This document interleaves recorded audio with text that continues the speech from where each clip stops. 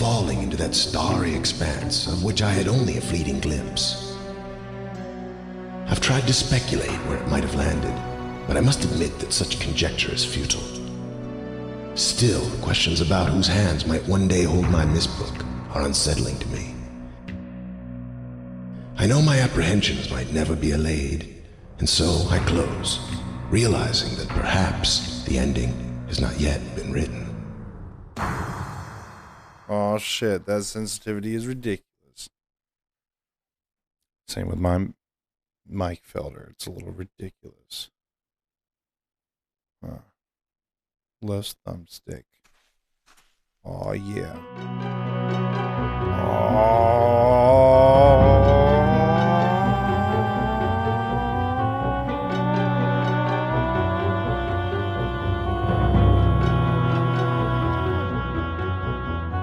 Welcome to the live stream. This is Myst. I've heard about this game for a long time.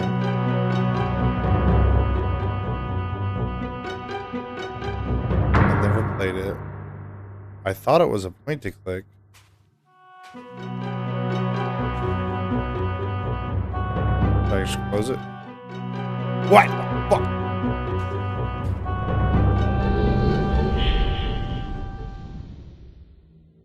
I don't get it. But I thought this was a point and click. I don't know if they changed it with the remake or I'm not sure. I know nothing. I know nothing about this game. So here, let me hold on. So first off, this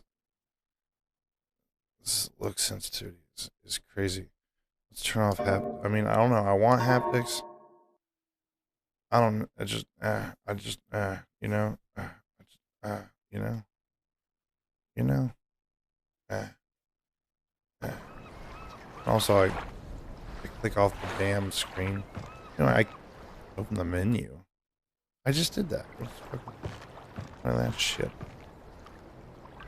So anyway, welcome to Myst, the remake. What's this?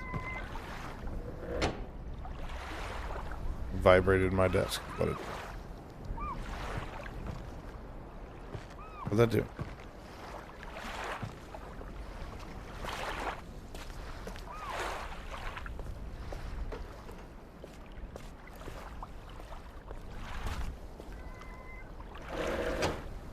Oh. Can't jump.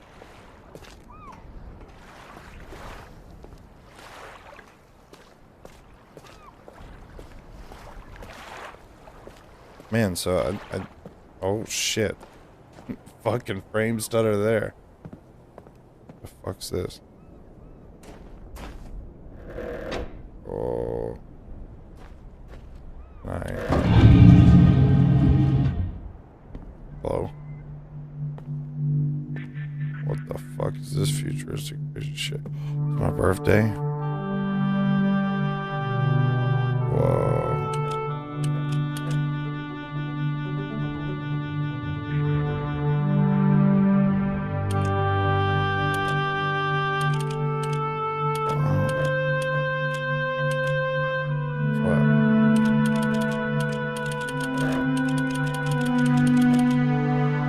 It goes to 24. I don't understand. Is this would be a clock? Is this what time it is? And it's like military time, so.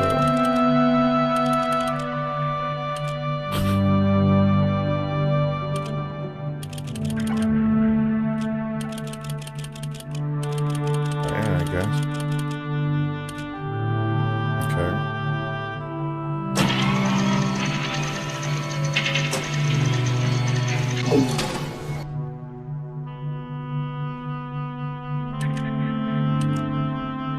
What? What? Hold the fucking phone. What? What am I doing here? Alright. I guess I'm... What's this?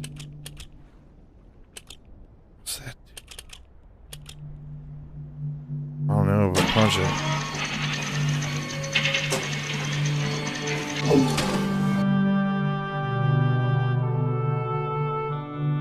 What's that do, dude?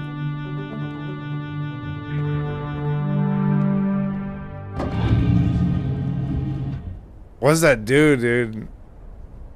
What does it do? I'm too stupid. I don't know. Pretty out here. What's this?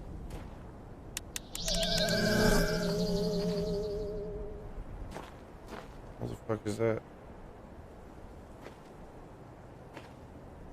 What do you want? You want one of the... You want... I get it. I don't get it.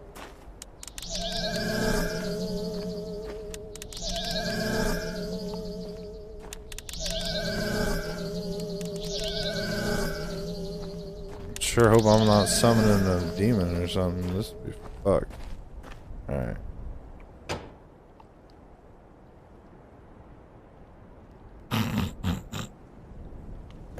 Right. Because what would happen?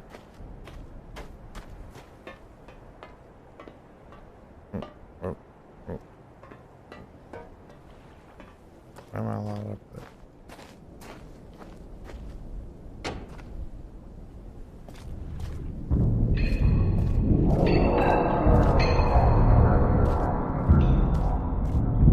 Oh shit. Shaking a reel there for a second. What the fuck is going on here? Look at all these buttons, I don't know what to do.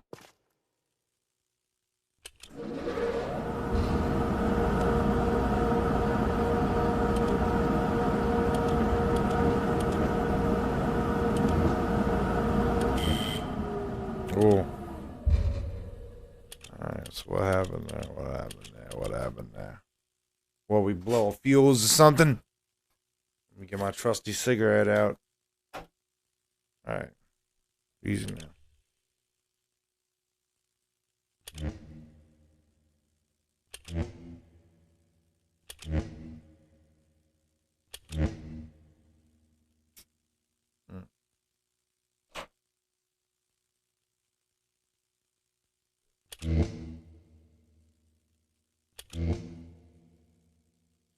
Ooh.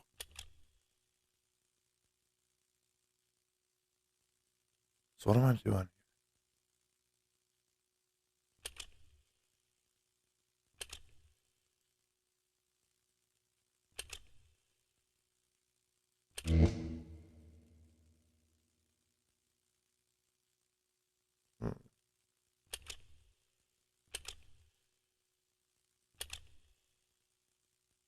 That was a lot.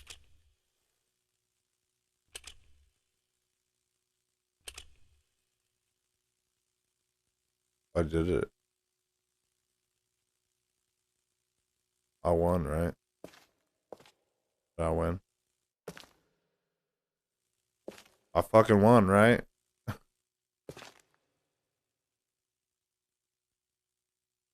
I won? Okay. Okay. Missed the noises. Fucks up those noises. Whoa. What's this? There's a lot of cool shit to touch, but I don't know what to do. Whoa.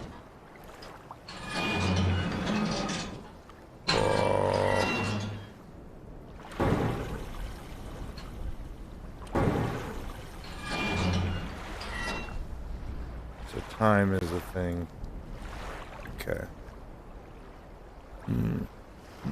Time's a definite thing. What up? Damn, there's just lock shit everywhere.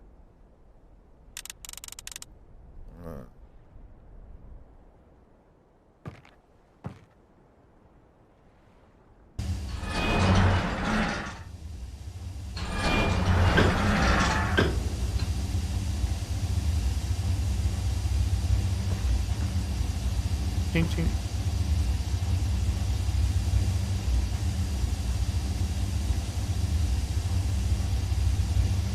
don't know what I'm doing. But I'm doing it.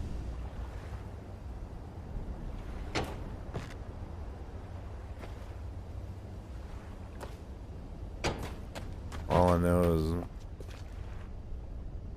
What the fuck? I don't know shit. That's what I know.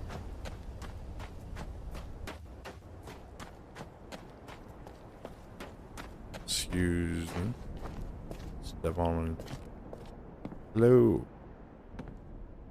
Why my? What is this? What the fuck?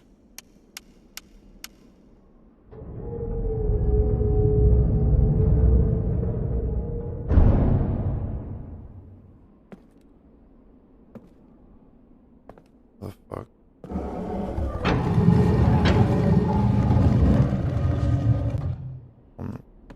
This is an elevator. What the fuck?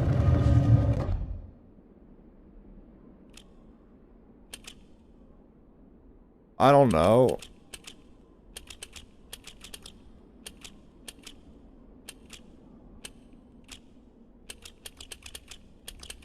I don't know. How are you? Okay.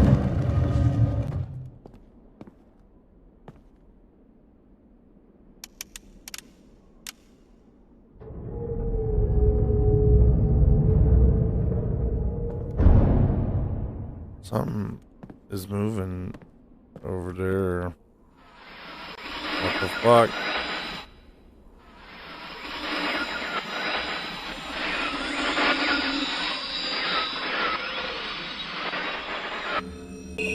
What? But I didn't get to read the book. What? I wanted to read the page. I'm tired. You must help me. We're stuck in a book. What? I can't see. Neither can I. Some shit. The red page. You must. What? Please bring me. Beg of you, bring page.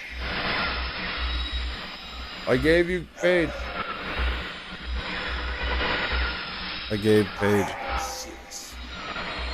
What? Give it up. Long ago. I don't know what you're talking about, dude. You crazy motherfucker. Oh, you're fucking on repeat, dude. Shut the fuck up. I gave you a page.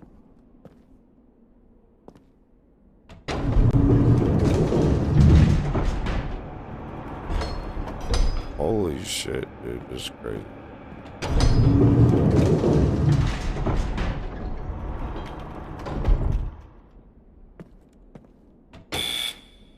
What the fuck?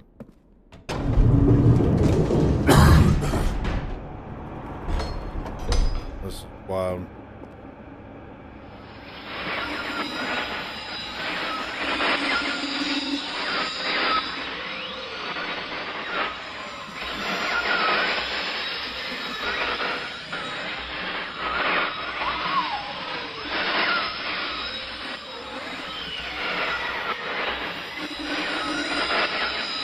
Alright then. What the fuck? A little shit fuck. I don't get it. I don't understand.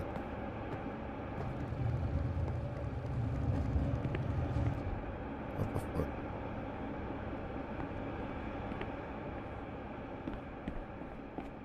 Nothing around there. Okay. What? Fine.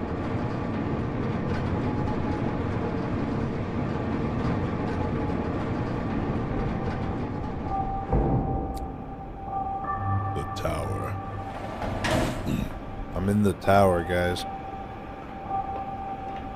What? 240, 221. What? I gotta write this down. God damn it. You son of a bitch. You son bitch. Gotcha. You motherfucker.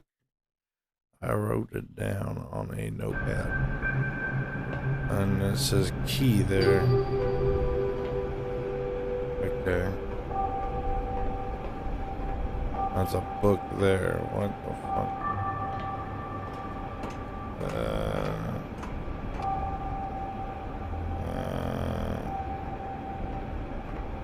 What the fuck?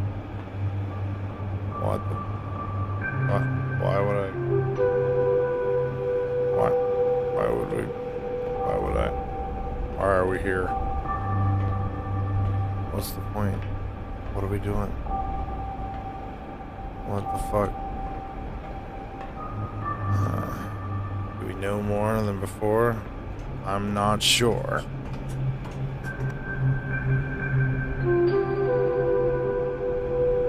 Book and key. So let's see. Book and key, motherfucker. Blech. Excuse me. Shut the fuck. What's that panel?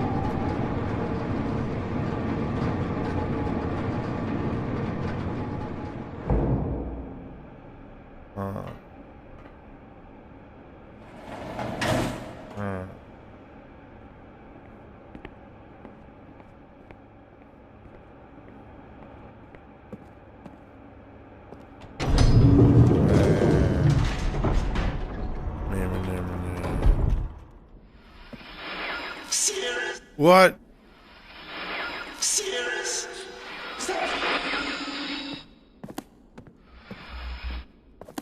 What the fuck? Serious?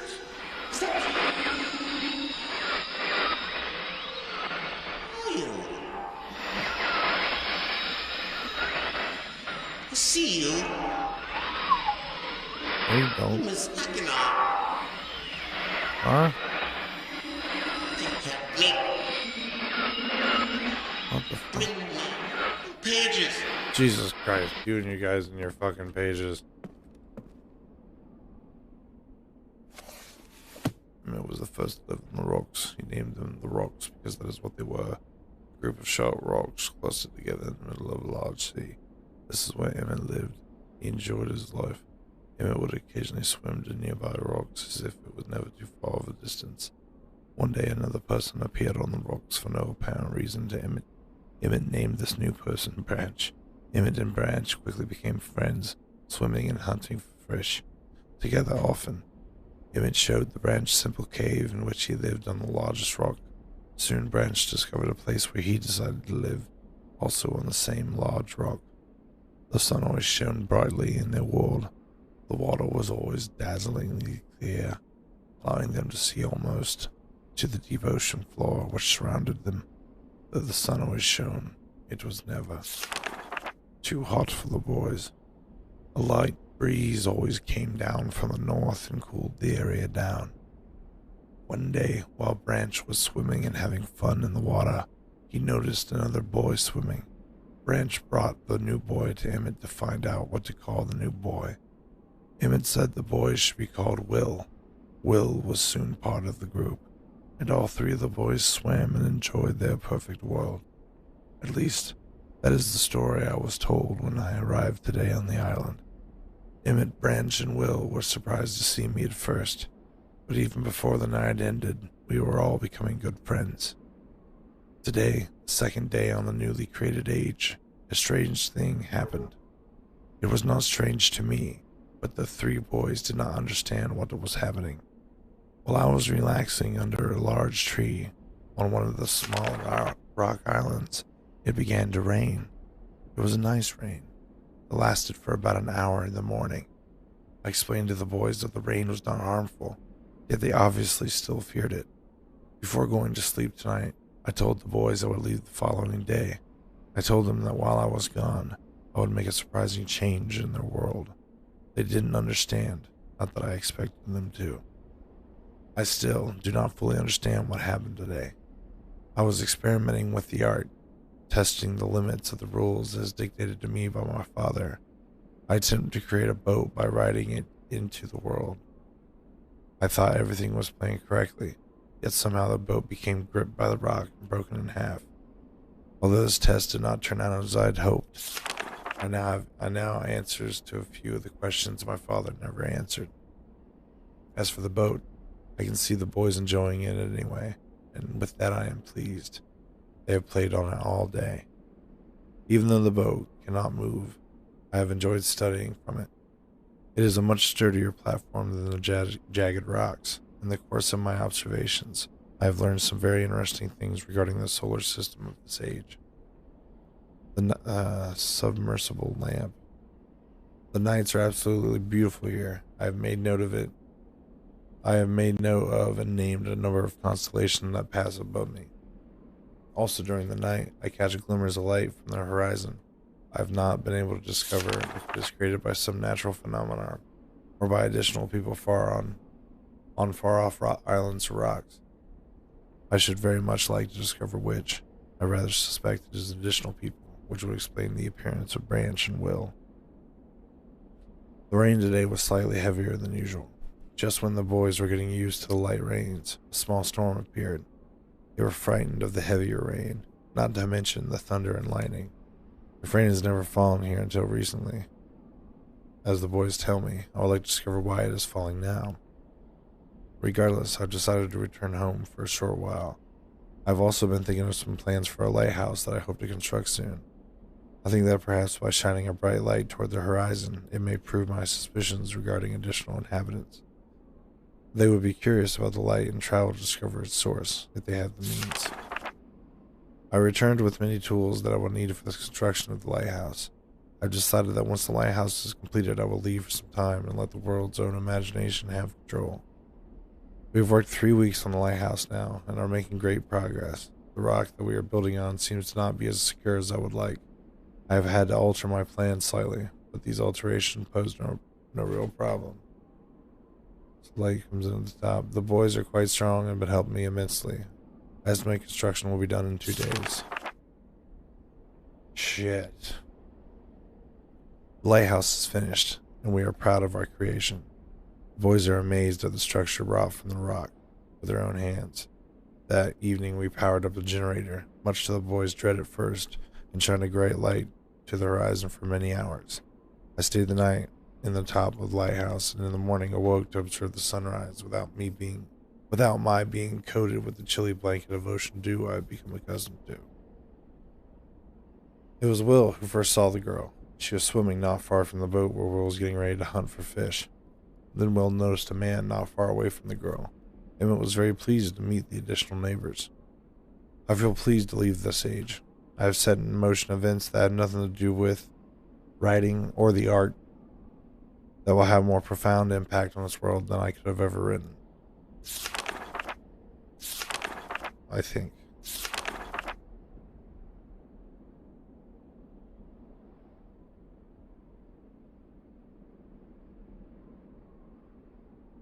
So wait, what? Oh God. I think of it this age as a Christian. Oh God. What's up, Shabo? Woo! Checking out Myst, which is apparently a reading simulator. I think of it at this age as a gift to myself that I will wrap up and open someday in the future, only to discover that it's changed so much that indeed it is a surprise. Besides, I have yet another new age that awaits me. These ages, man. It seems I'm going to need some way to travel underwater in this new age, and so much planning is in order. It's been 10 years since I left this age, which I have since called the Stone Ship Age. Upon returning, I cannot believe the changes that have taken place. The original 3 boys have grown into adults, and there are many new faces that I do not recognize.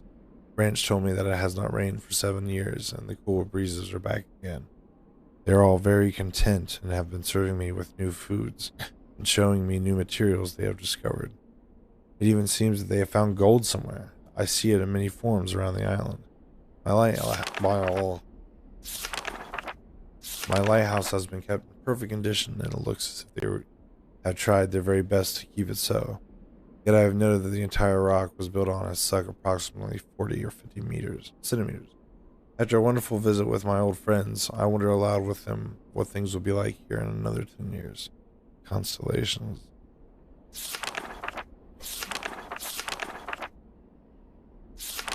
Wow. So 3 stars and it's an anchor. 2 dots, the eye. V is a snake. That shit's a beetle. That's the cross. Arrow. Bird, mango. And some plants. Okay. Oh my god, dude. I'm afraid to open another book. Holy shit. That was crazy, dude. That was a lot. Oh, fuck. I've called this age Channelwood. It is a very different world, though it is exactly how I imagined it. It is still amazing to see with my own eyes. Water covers the sage as far as I can see, except for a small rocky island. Elsewhere, there are only trees which grow directly out of water. A myriad of thin wooden passageways are built just above the water and disappear into the forest. I assume they were built some time ago, for they appear aged.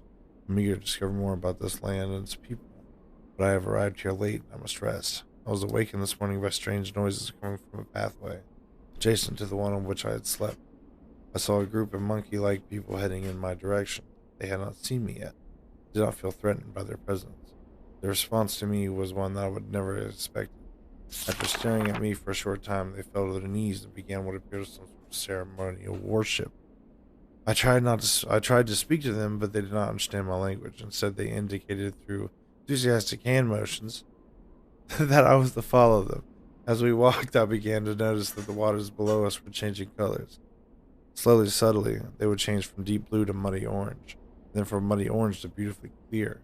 I was so intrigued by the water, I hardly noticed that we had arrived at a ladder. Climbing the ladder led us to their village, which is about 10 meters above the water and can only be reached by rope ladders that stretch from the lower paths of the village, level approximately halfway up the grand trees. It was very interesting to watching these people carry out their daily tasks. Even after watching them for hours, I did not understand exactly what they were doing. They were chilling, dog. At sunset, they motioned for me to follow them. I followed the creatures to the doorway of an enormous hut. Strangely, once inside, I found that the hut appeared even larger than it had from the outside. The walls were garnished with bright metals, and in the center of the hut sat the leader of these people. At least he appeared to be their leader, for he sat a meter off the floor in a thick throne. Guards surrounded the strong creature, who was dressed in many exotic, colorful fabrics. Now, next to the leader sat a very old human, at least to some extent appeared human. His hair, which was only on his face and head, was completely gray, almost white, and hung very long around his frail body. His thin head hung limply by an almost grotesque neck that could not hold his head up to look at me. But what a surprise, this creature could speak my language. Shortly thereafter, I was given a bed with some hand motions that looked to be telling me to go to sleep. I look forward to learning more. As I suspected, the ancient creature is human, but he's an old beyond his own reckoning, and seems almost insane. However, the tree dwellers almost revere him as a god. They are treating me now in the same fashion, which makes me feel very uncomfortable. It's almost impossible to understand this old man. His voice is feeble but wild.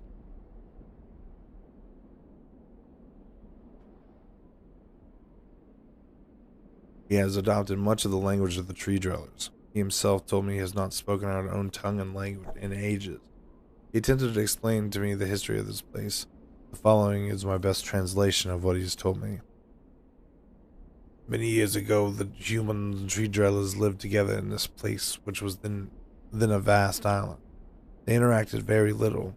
The humans dwelt on the ground, and the tree dwellers lived high above the humans. Occasionally, the island was disturbed by mysterious rumblings, which happened randomly. Sort of tectonic or volcanic action, I suspect. And sometimes slight, sometimes heavy tremors would only last a short time. Then they would stop, allowing everything to return to normal. One day, things changed. The rumbling began and it grew quickly to unprecedented levels. Soon it became apparent that the entire island was sinking slowly into the ocean around them. Many of the humans died that day, but not before sacrificing themselves in order to stop the sinking of the island. Oh my god.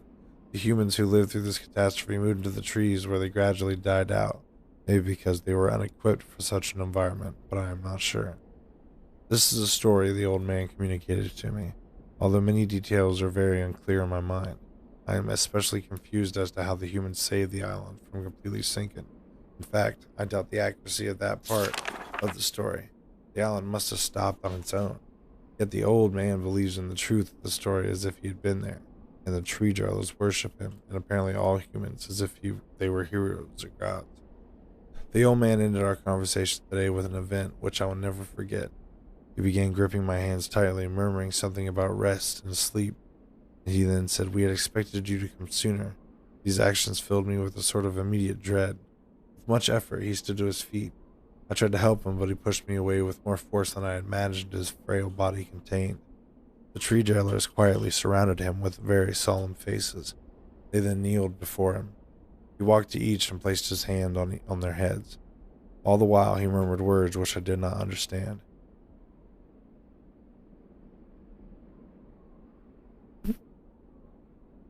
Finally, he turned to me and smiled. Then he closed his eyes and walked out the door and off the narrow path, high into the trees. The tree dwellers were silent. They began a procession down the nearest rope ladder. As I was descending, I saw several of them pick up the body that had fallen into a lower level of the walkway and carry it away. He was laying down at the dead end of a short pier-like structure. With the use of some potion, and one of the tree creatures lit the pier on fire, and I watched as the flames engulfed him. As the strange funeral proceeded, the waters around the pier changed to a dull green. This morning I awoke, finding it hard to believe the previous evening's events. The water is a dull green for as far as I can see now. For some reason, the water no longer shifts color. As I wander through the pathways, the creatures watch me, curious to see what I will do next. They are constantly offering me strange objects of affection. I even found food outside the doorway to the room in which I had slept. This is a unique race of beings. I hope to learn their language soon so that I may learn more from them. It's a lot of reading, guys. I like it though. It's interesting. I'm more into this story than I was last one. Unique races. Well, yeah, I've lived in this world for 3 months off and on, where you just log off every once in a while. And the tree dwellers have shown great hospitality. I'm even beginning to learn bits of their language. I have decided to return home for an extended stay. Fuck. For my loving wife and sons, and hopefully return with them. However, I'm sure Catherine will once again refuse. Yeah, she probably will. She's like, fuck that shit. I think this age would be a wonderful experience for them all. And at least I look at this age. Is he traveling through time? Is that what's going on? Like, is this like a time traveling island? That's cool. That's cool. Okay. Whoa. I at least look forward to how Cirrus and Akanar will react to its curious inhabitants. Catherine is staying behind as expected. My sons have returned with me, and they enjoy this age. Very much. They get along very well with the tree dwellers and are picking up their language surprisingly fast. I have no doubt that it will not be too long until they can speak with the tree dwellers much better than myself. I am leaving tomorrow to check on Osmoian age. Cirrus suggests that I allow him and his brother to stay, but the idea unsettles me. I know the boys are growing up rapidly. The hospitality of these creatures is such that I could think of no better place to leave them alone for a short while, so I will consent to the request. I want the boys not to take advantage of the respect the tree dwellers have for their ideas. They seem to understand my warning, and have faith they will follow it. Much to my dismay, upon arriving in the Everdunes, I learned that Prian and her people are continuing to be menaced by the Choctic. What the fuck? I fear for their survival and plan on returning to her shortly. After checking on Cirrus and Akanar here, see Everdune's journal for more information. After watching Cirrus and Akanar, I see they're handling things very well, and I think I can put to rest any fears about leaving them in Channelwood again, and for a little longer time. The tree dwellers seem slightly distressed that I'm leaving, but are happy that Cirrus and Acheron are staying behind again. I have been gone for over 3 days, and I have been to many different places. I had to tell Cirrus and Acheron about Pran's death today, and they were visibly shaken, although they only remembered her from their childhood. Catherine has suggested that it would be wise for Cirrus and Acheron to leave Channelwood for a while, and I have to agree. They will be returning with me when I leave again. I've told my sons that they will be returning with me in 2 days. They spent the entire night telling me of an adventure they experienced in my absence, and it was rather remarkable. It seems they constructed a boat with the creatures and traveled some ways out into the surrounding waters. I enjoy hearing them talk excitedly of their adventures, and it reminded me of my own adventures as a child. I like how the color of his pen is changing along with like his visits. He never had the same pen, you know what I mean? Finally understand why the tree drillers have been giving me their inks and insisting I write with them. Looking through some of the past entries, I see now that the inks have changed from the black I thought they were to various different colors. I've shown some of the creatures my journal and they laughed and howled. I did not know they had such sense of humor. Even now, as I look through this very colorful journal, I cannot help but laugh myself. So he did it again. Sorry, his says, "Oh God, we will be returning tomorrow, so my sons are with the creatures for the last night here. They had told me that they would like to come to Channelwood again, and also asked if they could visit some other ages alone. Though I will have to rethink over their request, I believe they have proven to me that they are trustworthy and responsible. Catherine will also have to help me decide whether they are ready for travel alone. For now, I must give my farewells to the creatures, for I do not know how long it will be till I visit this age again. Future Bridge." That's the hut. That's cool. Read another book. Dude, there's 3 left. Holy shit. Oh my God. Let's go. Oh my God. Wait. Do they actually have names? What? Can I see the names? Stone Ship. Channelwood, yeah. I can't crouch, dude. Something Myst. Fuckers.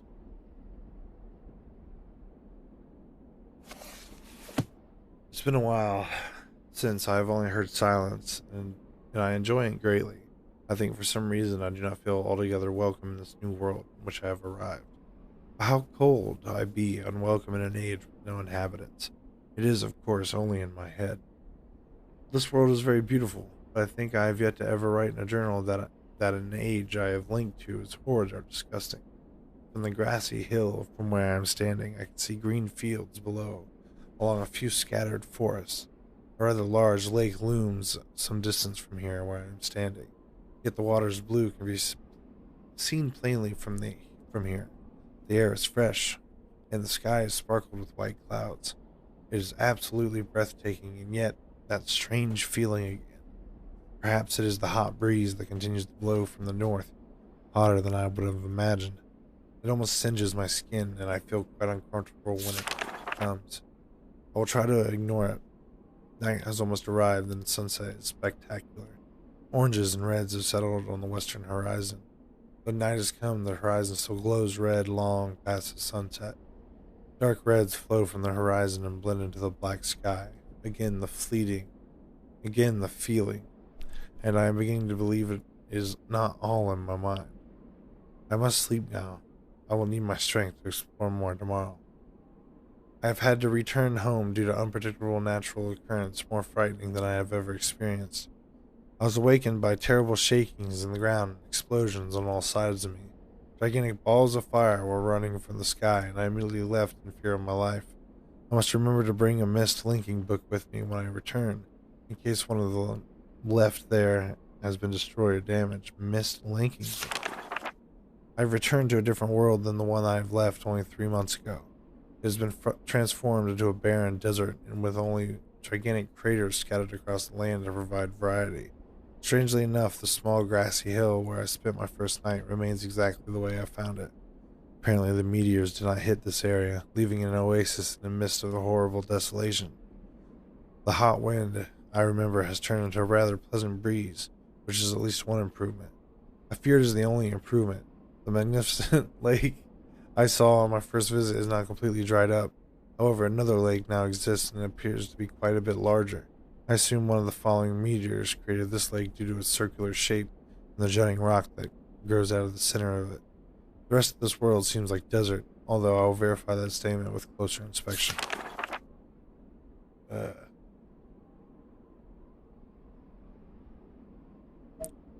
Though this world has little visual excitement to offer, it offers much to the ears.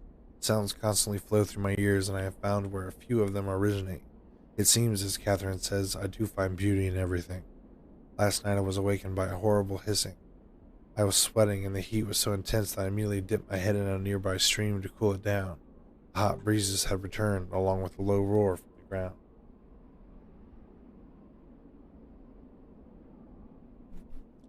I walked a short distance to observe some red flames shooting up from the earth. Suddenly the ground began to crack and a huge chasm opened. The chasm continued to grow until it was far too wide to cross. Then the tumult subsided, leaving only a dull roar. I have decided, however, I can use the chasm to my advantage. Perhaps the heat from the chasm can be harnessed. Even as the chasm reaches to the surface of this world, excuse me, it has opened up a whole new world to explore. Excuse me again. Although uncomfortably hot, I found it possible to reach in the cave in the chasm that had been created, and have now explored deep into the crust of this planet. I found a vast underground cave system that will take many years to map and explore. I will also look for safer ways to reach the underground than through the chasm wall. This age just seems to change on its own, so I feel I should leave again and see if things are different when I return. I'm dying. It's all I was reading, dude. It was also important that I check on Cirrus and Akinar and make sure everything is going along well. When I return, I also hope to bring back some tools I will need for my plans to explore the underground. What the fuck? What? The book just... Ugh. I began today on the... The abundance of raw materials here is beginning to amaze me. Give me a shit. Bam. Beginning to amaze me. I have returned with some of the complex tools I knew I would be needing. I assumed I would have to return for more basic materials, however. It seems as though I will not be able to find everything I need here. Of course, iron is abundant, but I have also found titanium occurring naturally. I am all the more excited to begin work. Everything is set, and I look forward to tomorrow. My raw materials are here. I think I'll be able to have most of my additions to this age completed within 1 year. I still love working with my hands, whether writing or building. I began today on the bridge, and what? Well, I have decided, 3 meters support for the beams of amazingly strong rockets. Prized invention. Imagine it could never make something I doubt possibly work. Completely fatigued. I'm so happy to have completed. I am leaving today in order to bring back Cirrus and Akinar. I let the load and channel wood. I believe they will enjoy all there is to see here. The stage seems to have stabilized. I believe the meteor set off a period of volcanic activity by piercing into the shallow crust, but the tremors have become few. I have just noticed that a large amount of this journal has curiously vanished from the very pages of which I wrote over the last 18 months. Fortunately, I have copied many of my construction notes in another journal. I do not understand the many mysteries of this world, but I trust I will discover logical answers to my questions, and I have a feeling that many of my questions can be answered in another age, to which I hope to travel soon. But for now, I must simply accept this world's mysteries and take pride in my accomplishments. 51423. Wow. Whew. Well, thank you guys for watching. That's all I got the patience for today. This is interesting. I think this is something we can really sink into, and just this is good. I like it. I like the idea of it. It ate me up quick, G. Burned me up quick. But regardless, now I'll be more mentally prepared next time I come into this. I'll be like, okay, I want to be reading. It'll be good. Thank you guys for watching. I'll see you in a